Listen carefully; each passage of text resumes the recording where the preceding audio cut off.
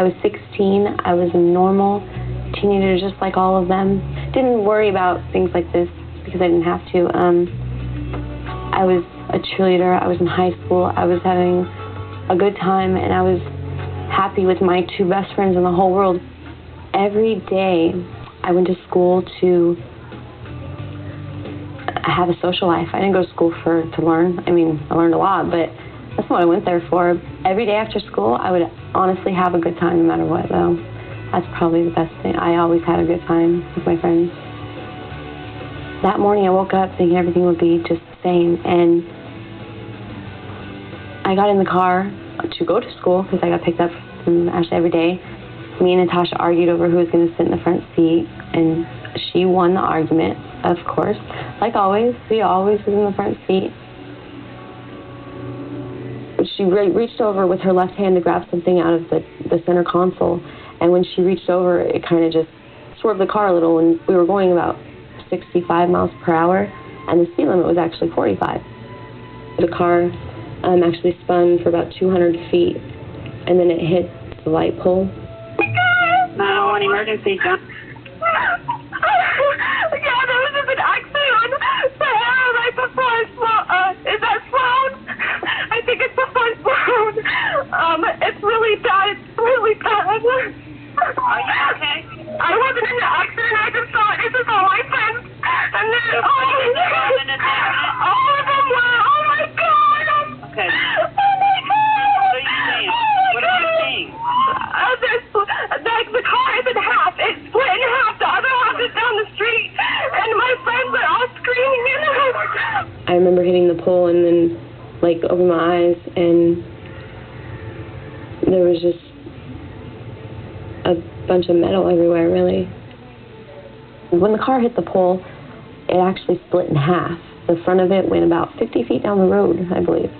I couldn't see anything from my waist down, and then I looked up in the front seat, and the hardest part about it was that my two best friends, the girls I went everywhere with every day, the ones that I just hung out with and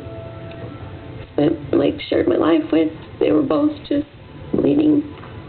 And the driver, she had hit her head on the steering wheel, I believe, and there was blood and brains coming out of her head. And Natasha, the passenger, she died on impact. When I heard them say there's been a fatality, and I saw them pull a sheet over her body in the road, I didn't want to see I didn't want to know that. After an hour and a half, they grabbed me under my arms, and they started to pull. I started screaming because I felt this excruciating pain. And when they put me on the stretcher, when they finally got me out of the car, I heard them say, "We got to find her foot." I lost consciousness, my heart stopped. I died for about 3 minutes on the helicopter. I remember waking up in the hospital, and my mom was right there.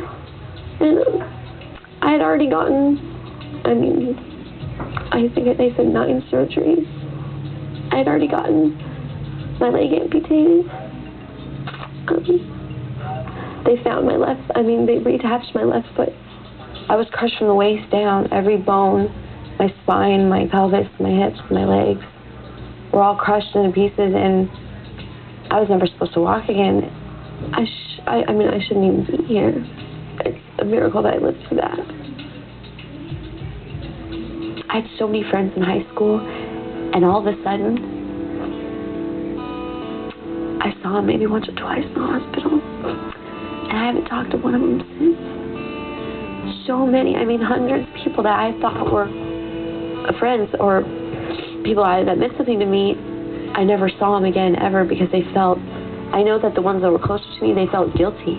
They couldn't handle coming in that hospital room and seeing me, their cheerleading captain, with an amputated leg, and they couldn't handle the fact that they would have to drive careful.